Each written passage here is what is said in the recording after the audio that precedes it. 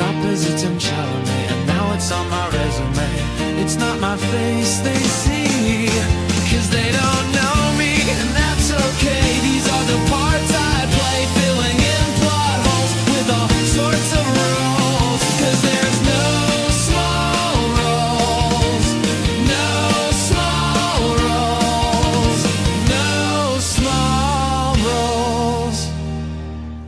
Welcome to No Small Roles. This is the show where I speak with fellow actors about their careers and about some of their smaller roles in big movies and TV, and how these roles are in fact not at all small for the actors who play them. Now today, I have an actor who I have never ever met before. His name is Jason Stuart, and he is an LA-based actor, a stand-up comic, and a filmmaker. Very nice to meet you, Jason. I love that. Was a perfect interview. Yeah. Okay, we're done. Bye. So I have one thing to say first. Yeah. There are small roles. I have played them, but I am not a small actor. Definitely. I don't think anyone's a small actor, right? Not at But all. small roles can be harder, is usually the part of the conversation that comes up. I think so, very much so. In terms of you feeling comfortable on the set and dealing with all the big stars and dealing with not being talked to, very much. I mean, you go to acting class to be an actor, and you start to work, and all of a sudden you're on the set, and the AD says, "Okay, go over there. We'll call you when we're ready." And go down and you rehearse, and then you go down and you shoot it, and you go, what just happened? It's like being in a turnstile. Exactly. And if it's like a one-word role, you're just like, oh my God, I'm going to mess up this one word. I know it's my turn to go. It can be that I've done okay, but I've done one of those in a long, long time. Now, if I do a small role, it's got to have something to it. It's not going to be doctor, here's your chart. I would do that now, given post-strike. I'll take anything as long as they're going to pay me $1,000+ to do it. It's got to be in a Scorsese film for me. That's fair. I'll do Spielberg. Somebody great, yeah. Somebody great. And sometimes a role you do becomes a small role. Oh, that's true, because they edit it down to nothing, or it's... I've been cut before I got the part. I mean, rather before the part was done. I've gotten cut during the part. When you get there, a scene is cut. I've gotten cut where they cut the whole section of the film out. It's not enough just your part, the whole entire section, your whole storyline. And then in the editing process, there's 4 or 5 different things. I'll tell you my first big one. Yeah, tell me. It was in a film called Kindergarten Cop. Never heard of it. Really? No, I'm kidding. Here it is. Oh, look at that. Oh my God, you got it right. Arnold Schwarzenegger was the star. Penelope Ann Miller was the girl, the girl. Kathy Moriarty was in it. And, oh God, so many wonderful actors. Was it Pamela? Pamela Payton. Is it Payton? I forget, but she was like I was just thinking fellow of her. cop in it. Yeah.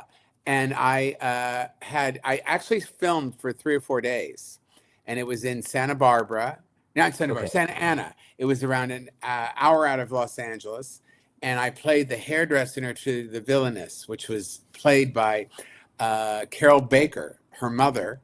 Okay. And the Richard Tyson was the villain, and he was the guy from Two Full Moon, the guy who was real sexy, and he got to play the villain. And I was certainly Arnold Schwarzenegger at the time was one of the biggest movie stars in the world. For sure. But who I was really excited to meet was Carol Baker, because Carol was the star of Baby Doll, an Oscar-nominated actress, giant. Carpetbaggers, the film Harlow, that my mother told me that I wouldn't understand that movie. I shouldn't watch it. Did you understand it? Oh, of course I did. It was on the 6:30 dinner show movie or whatever they used to play. It was on at 6:30, $1 million movie at 6:30. And I remember when I got to do the Kindergarten Cop, it was so much fun. And I remember my agent at the time, or manager, had come down to the set one day, and he said, "God, you're really in your menu, as they say, milieu." And it was really exciting to do that. And the weird thing that happened, so at the end, you know, when they made the film, of course, you would get invited to a cast and crew screening, which to me was like a premiere. It was in Santa Monica. It was in this beautiful place. I mean, there was food galore. It was just in this big theater. And everybody was there. Schwarzenegger, Penelope Ann Miller, who I later did Birth of a Nation with, and we become friends. We have the same birthday. What? And, oh yeah, happy birthday! Because I think I saw that on Facebook. It just happened. Is that possible? Yeah. I stalked you a little. I'm sorry. Okay, I enjoy. Happy A boy enjoys being stalked, and so I went to the screening, and you know, the director just walked right past me. Ivan Reitman. Was it okay? He says to me, "Hey, you're still in the movie." Were you like, good? And I went, I didn't know I was out of the movie at one time. So apparently I'd been edited out almost completely.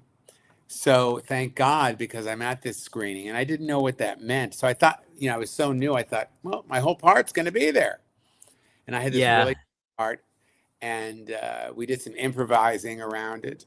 And when I got to the movie, I had 2 lines and me going, ah, and one that I improvised with Carol Baker, which was, she's getting mad at me. She says, I don't like my hair. I don't like the way it is. And I said, well, I'm doing my best.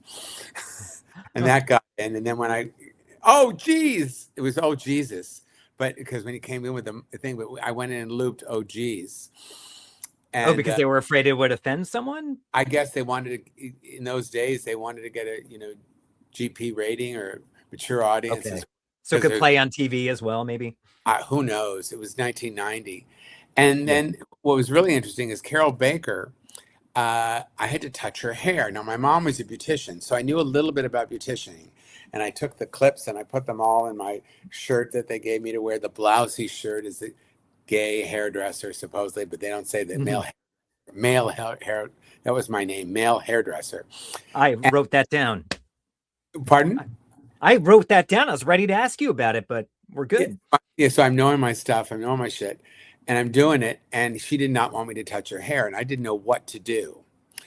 And I was afraid to ask Ivan Reitman, and certainly not Arnold, and certainly not Richard. So I thought, when they were setting up the lights and stuff, I said, she said, oh God, I misplaced my readers. And so we went to lunch. I looked all over the mall for a place, an eyeglass place, and I found a place she could get readers. I said, Carol, come with me. I found you some glasses.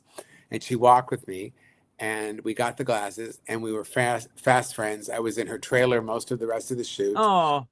And the gal that played the nail gal who was doing her nails, because someone's doing her nails, the manicurist, at the same time that I'm doing her hair in the piece. She has a line, and I had around 3 or 4 lines, maybe 5.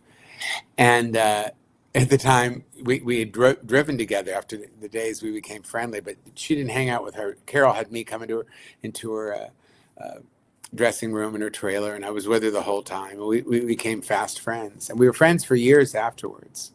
That is so cool. Like, one of your earlier experiences ended up being so rich, even though there was some editing. And I have another story attached to the Wally Nacita, very famous casting director, was the casting director on the film.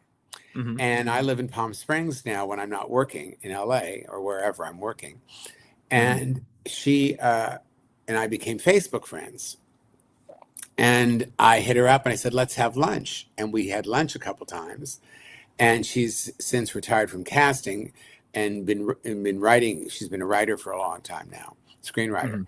And I said to her, what made you? Oh, that's my phone. I don't hear it on this end. Oh, that wasn't my phone. That was nothing. Okay, good. I was. What was I? You were saying she was a friend on Facebook, this casting person? Yes, and she took me to lunch, and I said, why did you give me that part? You know, oh, wait, it wasn't Kindergarten Cop that she cast me in. I'm sorry. It was I Forgive You. Cross My Heart with Martin Short. Okay. We should start this interview over again. No, we're good. Well, we can come. I usually, unless you wanted to finish that story. Yes, I do. Martin Short. Yeah. And I played a waiter to Martin Short and Annette O'Toole. This was a romantic comedy that the two of them were trying to do together. And Okay. it was directed by Army Bernson, I think, who was a big producer at the time. This is his Okay. first Bernstein. I think it was Bernstein. And what was his name? I could look it up. He was really a very well-known producer. And this was his directorial debut. And I was lucky enough, can you believe it? The actual movie was written by Lawrence Kasdan.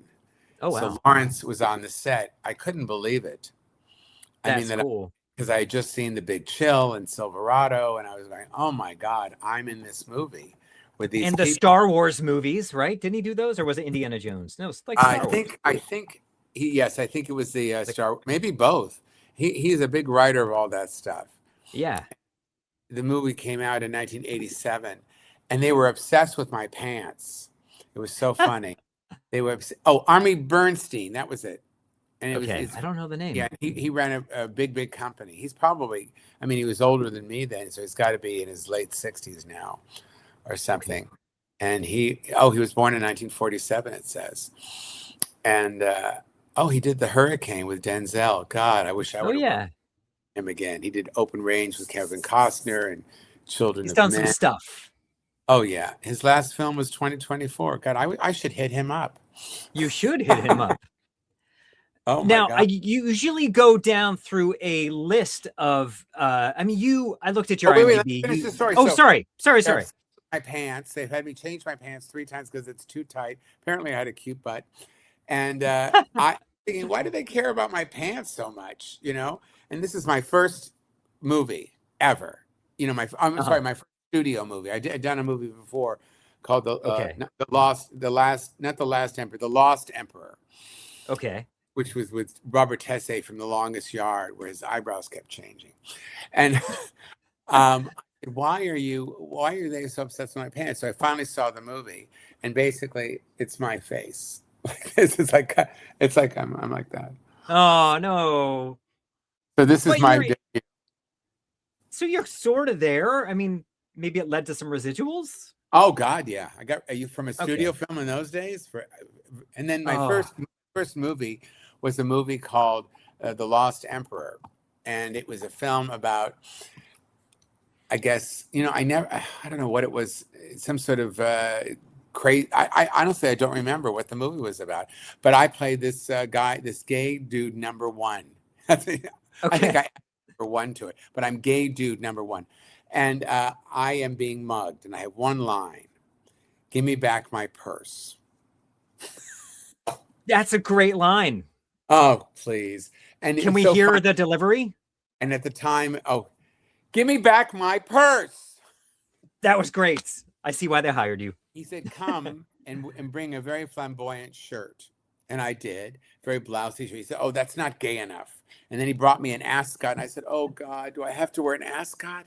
I said, I said, "God, I haven't seen one since Jim Backus on Gilligan's Island. I'm not Thurston Howell III.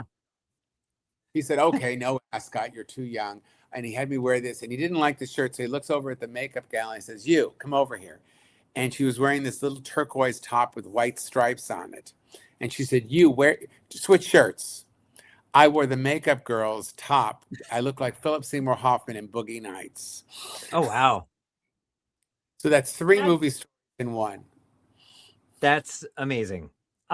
So I usually start by listing off a bunch of things you've done, but we already know a few of them, but I'm going to do it anyway.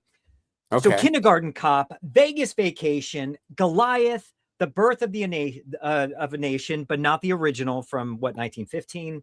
You weren't born yet. No, this is the one about black abolitionist Nat Turner.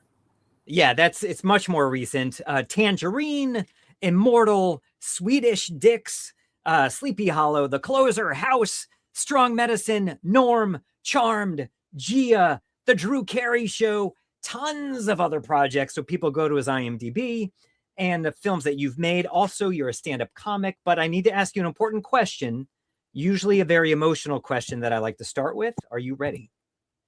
I don't know. Okay, well, I'm going to ask it. Here it goes. Do you prefer grilled cheese with or without tomato? Tomato soup? Oh, I love it with tomato soup. How did you know? I didn't know, but I'm glad. I'm actually going to have that tonight. My wife requested it, so we are going to have grilled cheese with tomato soup. I love But that is a good thing. We have it way too often. Tomato bisque is the best. What's the difference? It's better. But I mean, but how? Is it creamier? I think it has a little more pizzazz, a little more spices. Okay. So, okay. I believe you. I'm going to try it. But you are a smart guy. You're from the Bronx. You now live in Palm Springs. You like I was the born comfort. in the Bronx. I lived in Hollywood until I was, from the time I was a baby boy until 2019. And now I live in Palm Springs for the last 6 years. So clearly you are a very smart guy. So why are you an actor? Oh, God. That's a great question. Oh, no, I lost you. Wait, a little earth tremor and then everything went off. Oh, my gosh. Are you okay? Everything's okay? Oh, yeah. Okay. Do we need I to was start like, again? no. Well, I can cut out that section. But we left off with you saying, that's a great question. And then you were gone. What was the question again? The question was, you are a smart guy. You were born in the Bronx. You lived in Hollywood. Now you're in Palm Springs. So why would such a smart guy be an actor? That's a great question. When I was a kid, I had done a play called Santa Claus for President. Okay. And I played Santa Claus because I was the tallest kid. And I was sort of known in the community theater world when I was a kid, from the time I was 8 or 9 till I was around 14. And in the play, I had just seen an episode of I Love Lucy where Lucille Ball was pregnant, and I had to wear a fat suit. Okay. So I thought, oh, wouldn't that be funny if I pretended that I was Lucille Ball pregnant? And I got so many laughs, and I added so many lines to the play that people just laughed and laughed. And I remember the head of the community center, the Park and Rec Center that I had done the play for, came over to me and said, "You're going to do this for a living, aren't you?" And I said, "Yeah." But you must have known before that, because you said you had a reputation in the local theater. Yeah, but I think I was just doing it because it felt good. I wanted to do, I just wanted to do, I love the movies so much, and I love television. And I don't think that was when I made the decision. I think I was probably around 12 or something. And you said, I'm going to be an actor. That's it. Yeah. And I think my parents thought that I would have, gotten over it. It would have been a phase of some sort. Mm-hmm. But I think that, no, it just hit me. And then I remember when I saw the movie Ordinary People, mm-hmm. that completely changed me. Really? When I saw Timothy Hutton's performance, and I saw Mary Tyler Moore completely, turn it to a completely different person, transform. Yeah. And she was so incredible in this movie. It was one of the most, I think it's one of the most exciting performances I've ever seen. People don't talk about it because they don't talk about women in the same way they talk about men. That's true, because Timothy Hutton was the first one that comes to mind for that film. What was it about it, though? Is it because she loses herself in the role? Is that what you found appealing? Well, number one, it was an incredible role for a woman. It was a mother who couldn't love their kid. Yeah. And so many people, I think, could relate to that. And it wasn't that she didn't love her kid. She just didn't know how to. Mm. And that was something that was extraordinary. And we all did scenes from it in our acting class. I did the scene from Ordinary People where I think he says to him, what happened? And he stops the scene and he goes, well, that's your time. And he goes, no, you got to answer me. How do I do this? How do I get myself off the hook? And we all did that. Then of course, I got older and I played the Judd Hirsch role in acting class. And so I just love that movie so much. And I have to say that I based a lot of my writing and things I've made from that movie. Really? It's really been, it's a touchstone for me. So we're going to come back to the acting piece again, but I want to ask you, can we tease later on? We have the segment called The Kiss and Tell, where we tell a little behind the scenes story. I know we're going to get some more, but is there one specific story where you could tease with one word now, and we'll come back to it later? Which story? Yeah. You want What? the actress who I work with? Give me one word that'll make you think of the story later. It can be the actress's name, whatever. It's up to Faye you. Dunaway. Okay. Faye Dunaway. Cool. We'll come back to that in a little bit. So you played the Santa Claus role. You saw Ordinary People. These were things that kind of made you really feel that you wanted to be a serious actor. But I also saw, I think I was reading in your bio on IMDb that there was a quote. Oh, no, there was a film that changed your life. And I don't think it was Ordinary People. Funny Girl saved your life. Another one. Yes. Well, that changed me as a person, as a human. I went to see that film. I remember driving my Schwinn, my olive, sort of shiny olive color Schwinn bike. Remember those Stingrays with the banana seat? Oh, sure. I sure do. Yeah. Pan Pacific Theater on Beverly Boulevard, which is not even there anymore. And on the yellow marquee with black letters, it said Barbara Streisand, Funny Girl.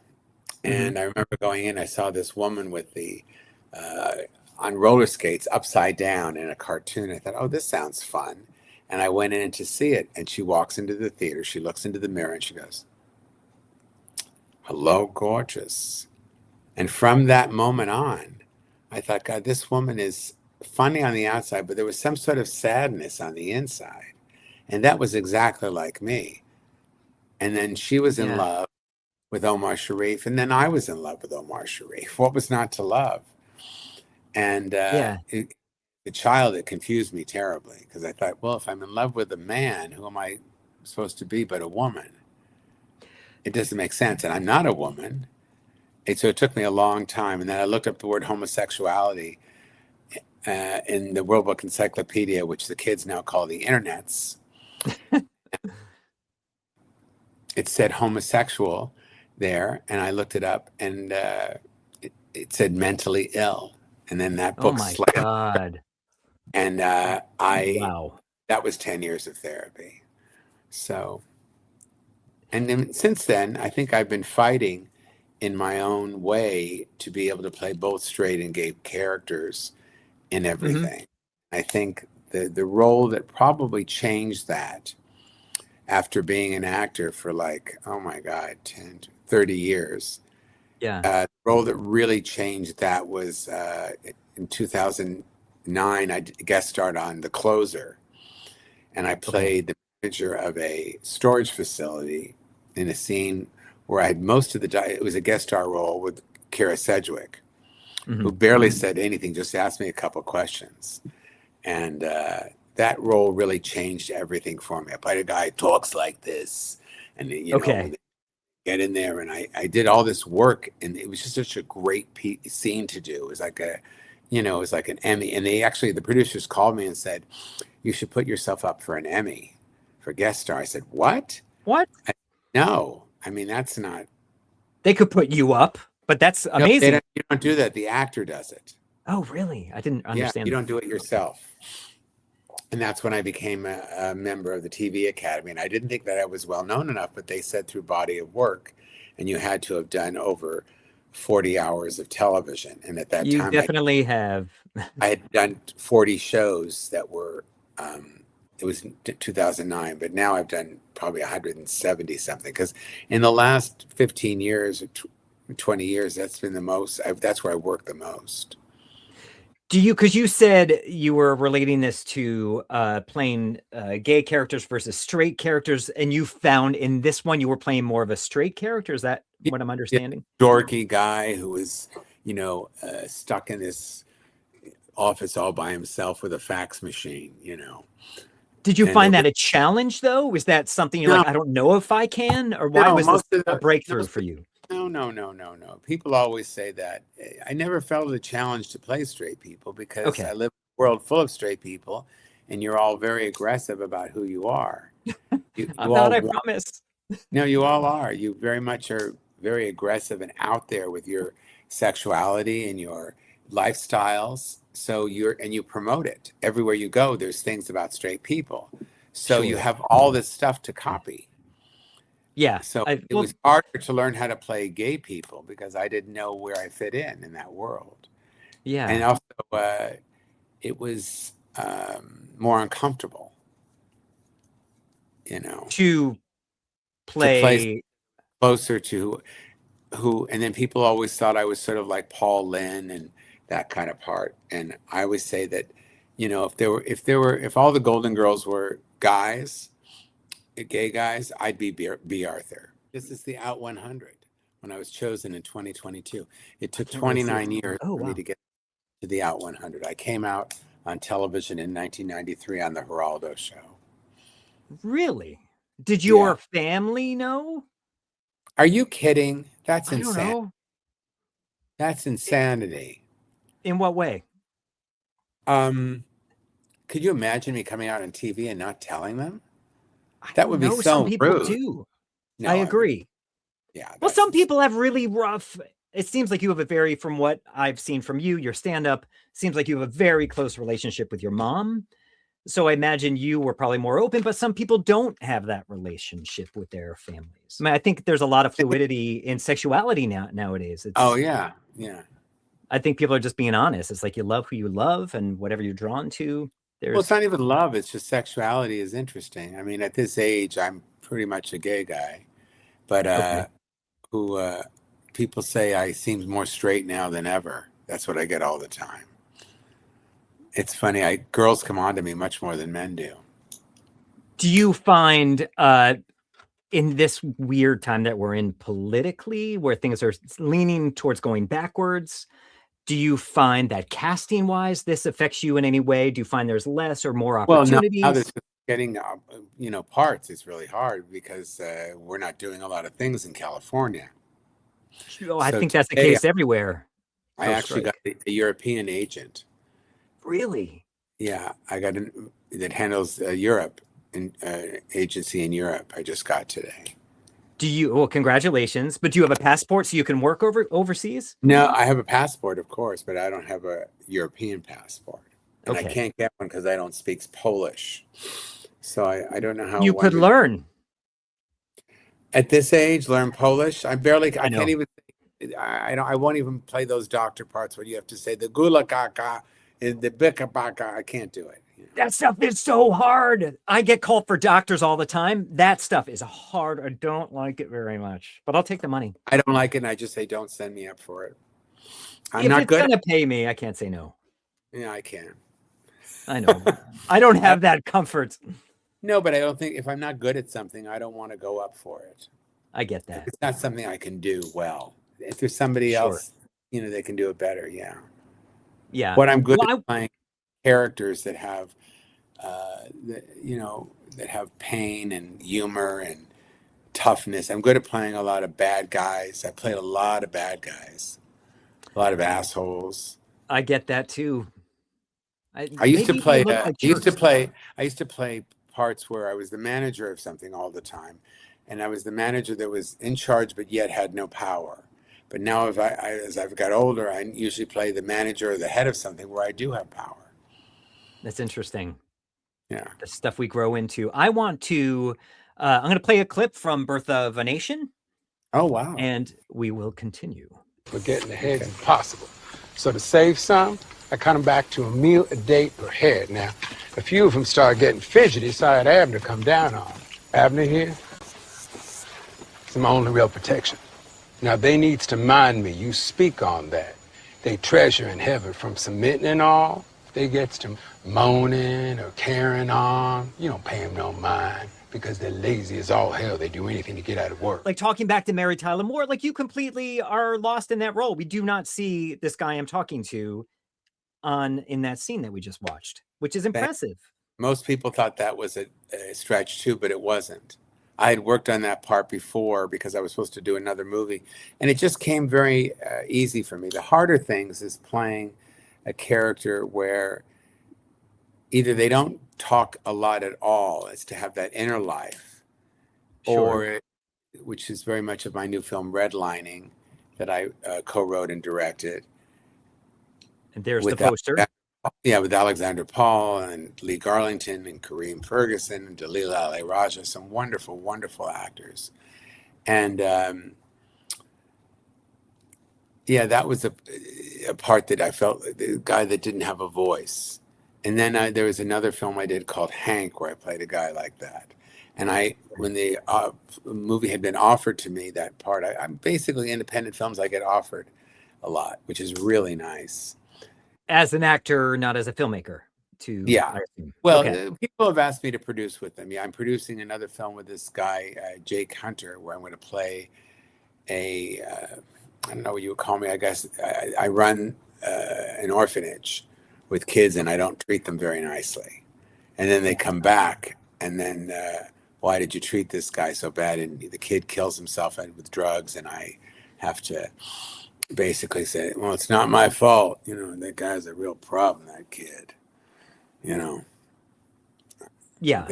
I forgot the dialogue because I haven't learned it yet, but that's the that kind of part. And I'm going to produce that film with him. And when you are as a filmmaker, do you do these because is it to just create and make a project, or is it because you want to also act in them? Do you make films that you're not in?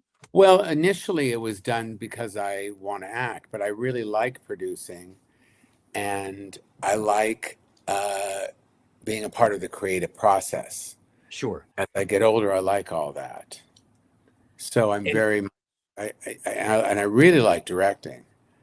I did my third directorial film, Redlining, and I directed the series Mentor around 13 years ago, 14 years. And then I also did a short called Like Father. And then I produced a series with Mitch Hara called Redlining that's on Amazon and Reverie and Tubi and YouTube. And it's a series about these two guys who've been in a relationship for 30 years who hate each other and can't afford to get divorced. And it's a comedy with some drama. And we were the showrunners. And when you're a showrunner, you're sort of a director. Sure, absolutely. You're really a part of that process. So that is called redlining as well? Is that? No, that's called Smothered. Oh, you said redlining. Okay, cool. I said redlining is the one. I'm like, the movie and the series are called redlining, but cool. Smothered. No. Wouldn't that be crazy? I was like, whoa, is there a connection? I call everything redlining. I just want people to get that. They need to get My mom's name is redlining. So, but is a part of it wanting to take more control of your career, or it's not even just that? You're like, at this point in my career, I just want to create. I don't think about it as control but about being more creative. I guess it is control because I have a certain bar that I want to keep in terms of the work. Yeah. That's important to me, where I know a lot of people who I've come up with who make things, but if somebody calls me and says, I want you to do this film, you only have to come in for 2 hours. And I said, what do you mean? I said, are we going to rehearse? If I'm going to do something, two of the films I did this year, one was called I Got Next, where I play the basketball coach. Did we talk about that? No. I did it on another interview today. I did it on the interview with the European agent we were talking all about. Oh, okay. That's what I did. It was wonderful because it was a first-time director, and he was really very open and very creative, and I like that. And he sent him a letter and said, hey, thanks. It was really nice working with you. And he sent back, he said, you treated this like basically you came in with different ideas and things that wasn't on the page, and you treated like this was a big movie. And I said, I treat everything the same. And the same guy on Blackwood, the horror film I just did, that film, they did the same thing. I wanted to play the part. He said he's going to have a little southern lilt to his voice. I play that creepy guy that lives in the town. Okay. And I talk. He'd say, Ian, your last name is Ian. No, he would say, Ian, your first name is Ian. Your last name is Lyons. That's a lion like an animal. Why do you all have an animal in your name? It's just, does that mean you have two animals inside you? Or what do you think? So he's like the harbinger character that kind of makes everyone feel a little bit. Right. You think that I'm the red herring in the film. And in this particular film, I was supposed to be the killer. And then when I got there on the set, they changed their mind. And they changed the last scene. they cut it, and there's another scene of me just, getting killed. Well, I mean, getting killed in a horror movie is exciting too. So that's killed equally 2 or fun. 3. I've been 2 or 3 times in movies. I love indie movies. I think what I like about that is everyone is there for the right reason. Sometimes you find in these bigger projects, it's more of like, we got to produce the product. But on these indie ones, everyone's there for the right reason, just to, be creative together, and maybe it goes somewhere. But I love that teamwork of a Used to be when you do a movie, you knew it was going to get released. Now you never know where. I did 4. 2 of the other ones, I don't even know where they're going to go.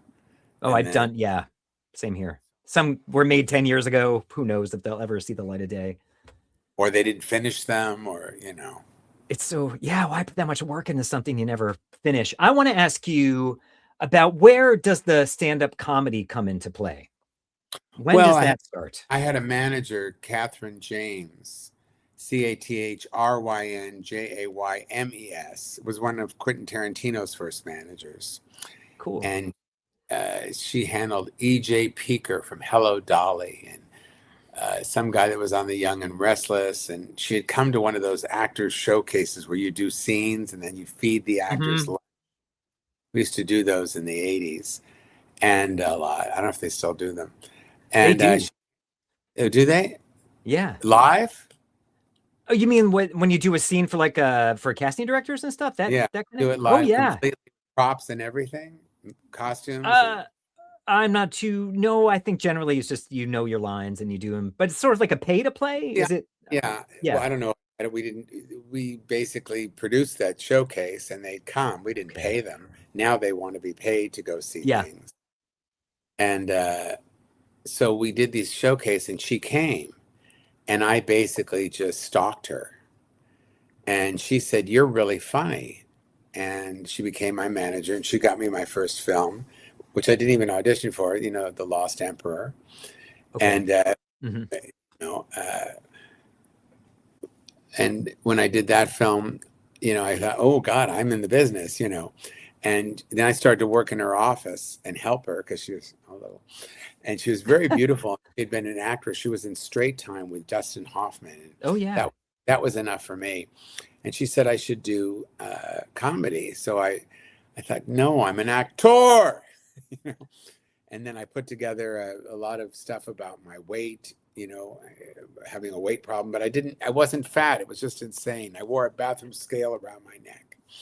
It seems like you were fearless, though. Were you ever was stage fright ever a thing for you? Sounds like it wasn't. Always. It was. But it didn't stop. Good for you. So she encouraged you to do comedy. And I went up at the Comedy Store. My whole life flashed before my eyes. Damon Wayans went on after me.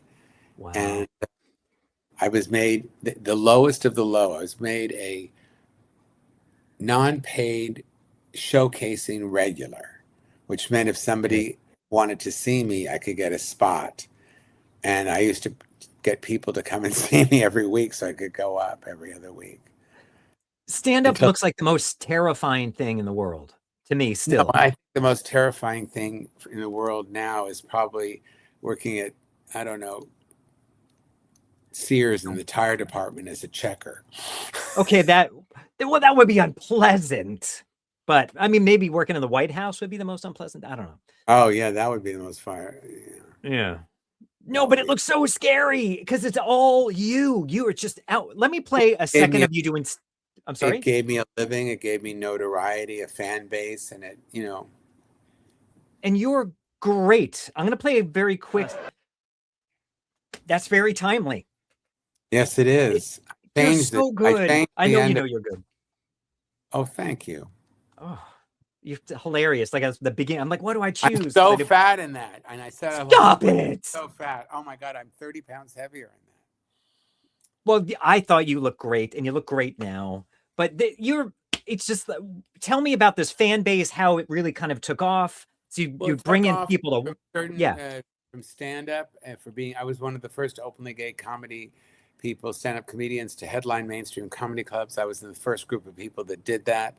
I came out on Geraldo. I won a Star Search in the 80s, and I lost to Martin Lawrence, and I stamped my foot and walked off. Oh, very funny. and now it's completely un-PC. And then I guess, from a lot of the independent films that I've been in and a lot of the TV shows I've been on. So I did a show the other day, and everybody had come from Vegas vacation because there's this scene that I do in it where I play the buffet guy, and Randy Quaid comes over. Would you like some green stuff or some yeller stuff? And I say, well, and he goes, well, and I say, and I go over, you want some? And then around 20 people came to my show and they were obsessed with this movie. They go, want some?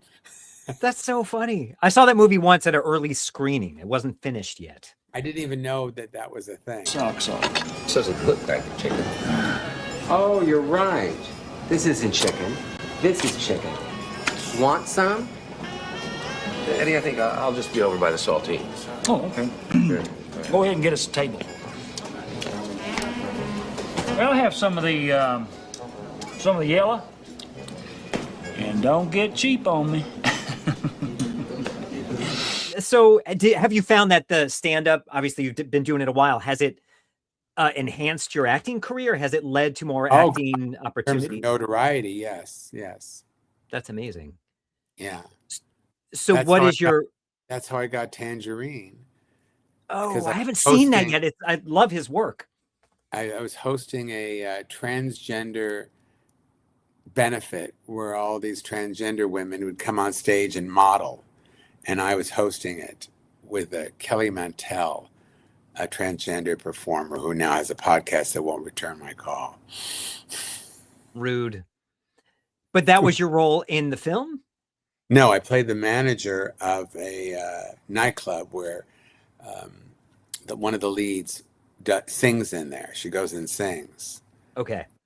And I'm in 2 scenes, I believe, and it's cut up into around 7 or 8 parts. I have to see it. I loved Honora and the Florida Project, so that is up there. It's brilliant. It's really, really good. I heard it was all filmed on iPhones. Is that true? It was, and I went to Sundance. The first time I went to Sundance with the film. That's cool. It was extraordinary. I will see it. I want to, before we get to your Faye Dunaway story, I want to ask you, for up-and-coming actors, is there any advice that you would have, anything you wish you had known coming up in this business? Because I did see that you also acted in One Day at a Time. Like you weren't born yet. How's that possible? My first part, I played a student and I chased John Punch, who's a big director now in television, I chased him to a door in a high school or something, or middle school, I can't remember. And I was so nervous, I slammed the door shut that the molding fell off. And my part was to cut in front of somebody and make a look or something. And that was my first job. That's amazing. I used to watch that when I was homesick from school, and that was on all the time. Yeah, that's what a cool first job. So coming up from there, little, young Jason to now, what is something that you find most valuable that you wish you had known when you? Well, let me answer the other question. What would I say to people? I quote this little story about Barbara Streisand that I read in her book. It said, Barbara had a friend and said, would you talk to my niece? She wants to be an actress. She said, well, of course. So the niece comes over to Barbara's house and, the niece says to Barbara, should I be an actress? And she says, no. And she goes, well, why? She says, well, because if you have to ask, you don't really want it. It has to be a need.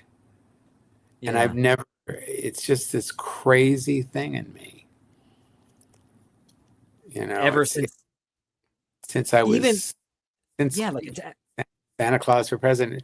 And, but I think when I really knew that I was very good, I think is when I did my wife and kids, and I played the shrink. Mm-hmm. And everybody sort of went crazy. I played this really funny shrink. Have you gotten to the electrifying lizard? Yes, I just got past the zombie queen. Wow, how'd you kill her? Same way you're killing me. Ignore it till it withers up and dies.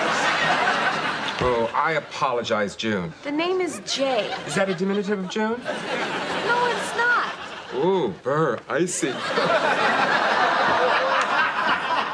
In any event, I am so sorry about this little video game digression.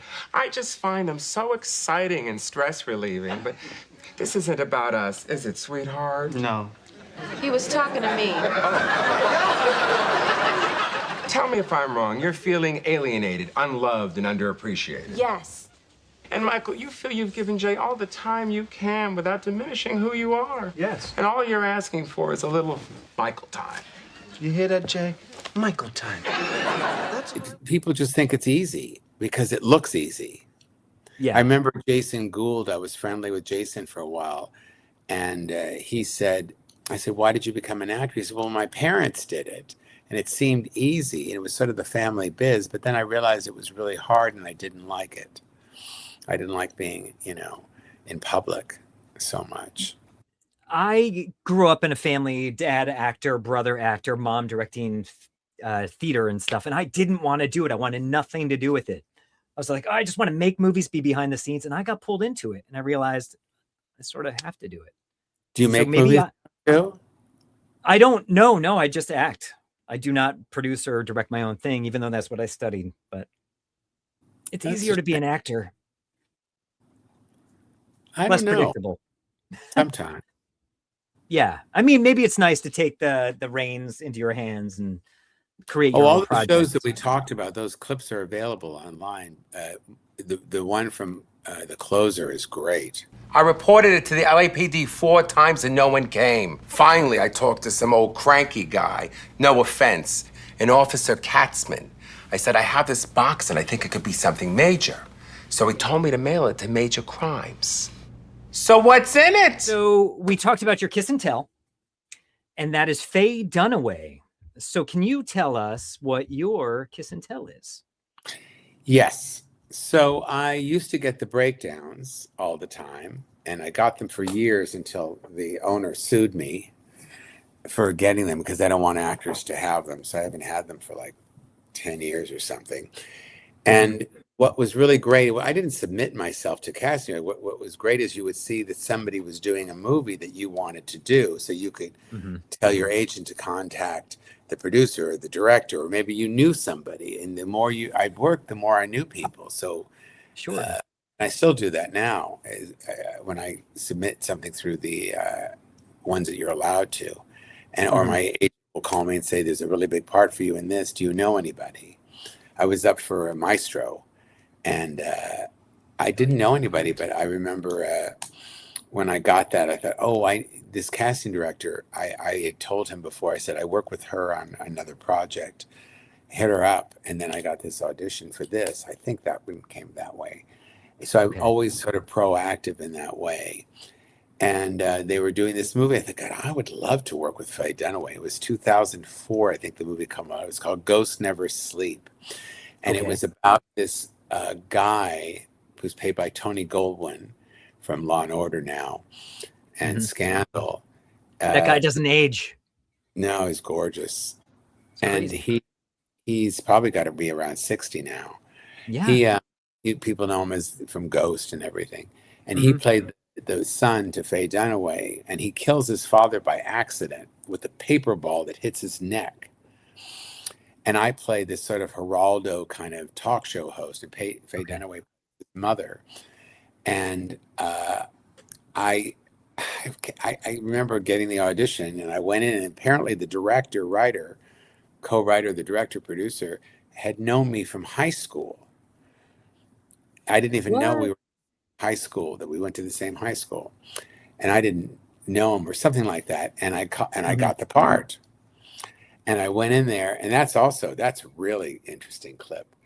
And I remember I saw her and I said, hi, Faye, I'm Jason. I'm playing Barry. She said, nice to meet you. I said, if there's anything I do, let's just run the lines. And then we ran the lines, and she completely changed. She was so sweet and very, we connected. We really connected so much. And I learned so much about it from her. They had this Chinese kind of lamp below her, and she says, move that. It's making me look too good. And it's a light that you put on to make them look, to get away from fine lines and wrinkles. Sure. I have one on now. See if you look You close. look great. I could shut off the light, and, to see the difference. See, this is what. So for actors at home, if you shut off this light, this is the way. See, you still look good, just less lit. But that is good advice. Yes. So you look more like that, and so I did the scene with her, and we're reading back and forth, and then we shot it, and we did her coverage first. Coverages, they did her close-ups first and her side of the camera. And they went back and they said, "Okay, Faye, we're done." And she said, "No, done. I'm going to be here for Jason. Of course." Oh, good. For me. And she also taught me things like she has to cry in the scene. And the makeup girl wasn't on set. Now, the makeup person should always be on set. You should always have somebody, especially with older women. And especially if someone cry, because if you have to start the scene again, your eyes are all puffy and red, and you want to fix the makeup. And she wasn't there, and I remember she got a little snippy with the makeup person, and I thought, well, it's okay to do that. It's okay to say I need this. And then she was a grip fixing something during the scene when we were shooting. She said, "We need to move him. He's in my eye line." Now, everybody at home thinks that probably is very diva-ish. It's not at all. So I say to people who are listening, if you're let's say you work in an office and somebody's going like this to you in your ear, that's what it feels like. Or you're trying to work on something and somebody's calling you or walking by and dancing. You can't focus on your job at hand. People don't realize. And it's very important. It takes you out of it. Very much so. Yeah. Very, very much so. And I learned that from her. And she was just wonderful to work with. When we did the scene, it felt like we were, she felt like she was Superman. And I was, Lois Lane, I guess. And she put her arm around me and we were flying. It was really an incredible experience. She's one of the legends, and how cool you got to have that direct experience with her. And if you watch the documentary, you find out that she's, is an alcoholic and bipolar. She had bipolar disorder, and that's why she was such a crazy diva at times. And I think she feels really bad about it. And it sort of wrecked the last 10 years of her career. Well, it sounded like when you first got on set with her, it was going to be a bit tense, but then she the reputation repeated itself, but I didn't care. I mean, when I was on Murder, She Wrote, I remember Angela Lansbury. I think I had 3 scenes in that. I played the motel manager, and somebody recently just sent me a picture of it.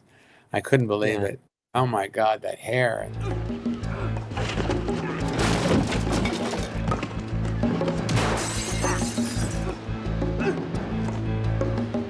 Mr. Garrett, what is... Oh my God, stop this! Stop! Wait. Yes, this is Terry Portman over at the motel. I got a drunk and disorderly for you. I had 2 scenes in the hotel. One where they hit me on the head, but you don't see them hit me on the head because it was an 8 o'clock show and you weren't allowed to do that something violent. So you see me on the floor and I'm like this, and you see them decide. They're all discussing how much blood I should have so it doesn't look too gruesome. It was like a whole 10-minute discussion. I couldn't, and I'm lying on the floor. You're like, whatever. Then I'm in another scene. I think it was on my second day. I think it was where I'm sitting in a police lobby of some sort, and Angela is, singing, "Oh, Jason's here today. Let's give him another line." And then I thought to myself, I had no idea she did cocaine, but no, no. But wow, she doesn't. We give him some lines, something to say here, because I was just in the scene. I didn't have any lines. That's so nice of her. Oh, it was so great. Yeah.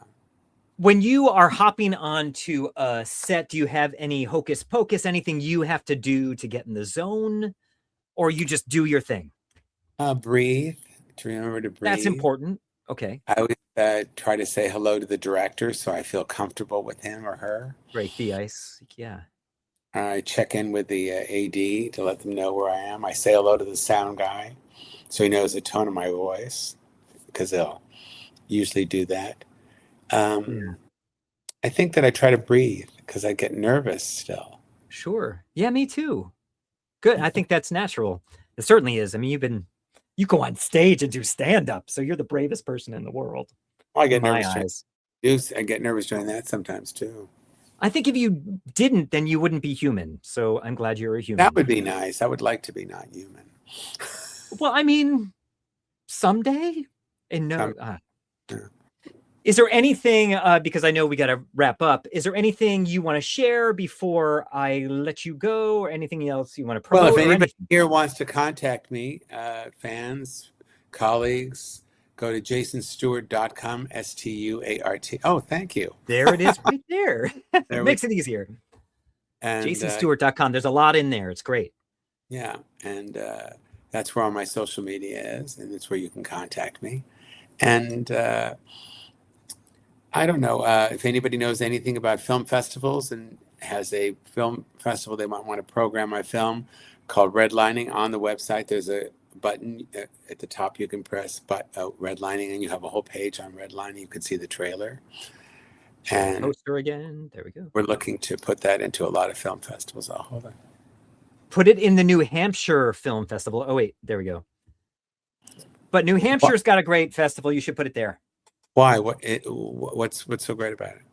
Oh, it's just I guess it's just a really good festival. I don't know. And it goes to Portsmouth, New Hampshire, which is a great town. And I went there once to meet a guy. And did that go well? Not at all. I'm sorry. Well, then really you cool. go again and meet another guy. Portsmouth. Every town is called Portsmouth in each city. True. This is the best one in New Hampshire. So you're in New Hampshire. So no, I'm in Connecticut. Oh, you're in Connecticut. So that's quite away from New York, isn't it? Takes a couple hours. If I get on the train, it takes 2 hours. If I drive and there's no traffic, it's 1 hour exactly. But there's always traffic, so yeah. It's the same as Palm Springs, yeah. Do you find that hinders you? No, especially because all auditions are self-tapes now. So I do them right here in my basement. You could be in France. I could be in France. Might want to be in France soon. We'll see. But anyway, Jason, thank you so much for your time. Thank you for having. Such a pleasure talking to you. I feel like I could ask you a million more questions. Goliath is my last story. I was in the last season of Goliath. I played. Wait, hold on 1 second. Can you pause that thought for 1 second? Of course. Because we should play the Goliath clip. Charles, you had something you wanted to say? Yes, with all due respect. Hate it already. You want to start again? We've been talking. Who's we? Not me, Dad. The board. We just want to be prepared just in case the trial doesn't go our way. Not that it won't, but there's a lot of money at stake. Retirement funds, etc. And for the sake of the company, it was suggested that the best person to take the fall, should there be one, would be you. Uh-huh. Well, that's not going to happen. So I guess we're done here. But we have the votes, just so you know. But how cool. And Bruce Dern was so great. He comes over to me and he says something to me at the end of the scene, Charles, this. And by the time we had shot it a couple of times, he would call me Charlie. He's calling me Charlie. And then he's touching me and everything. They didn't use that one. But then, and JK was very nice. I'd forgotten one part of a line. I said, "Oh, God, forgive me." And he says, "Jason, you're here for one day. This is very hard. Don't ever say Yes, he's right. Yeah. That's cool. Yeah, he was terrific. Cool. Yeah, he's still good. I love La La Land. I did that right after COVID. Oh, was that the first post-COVID job? Yeah. So I hadn't worked for 2 years because it was like, wow, I'd never not worked for that long. Well, how are you post-strike? Because I know you're doing your indie things, but post-strike things are kind of weird still. Indie films, I have some looping work. Almost all my projects have been indie. But there are no more studio films. They're all being done independently. Yes, very Birth of strange. the Nation was originally that's a really great long story, but you'll have me on again and we'll talk about that. I would love that. Yeah, definitely come back. That'd be so cool. Thank you for your time. It's been a pleasure talking to you. Everyone, go to his website again. I'm going to show it. jasonstuart.com. Everyone, like, share, tell your friends, and go again to jasonstuart.com. Okay, these are the parts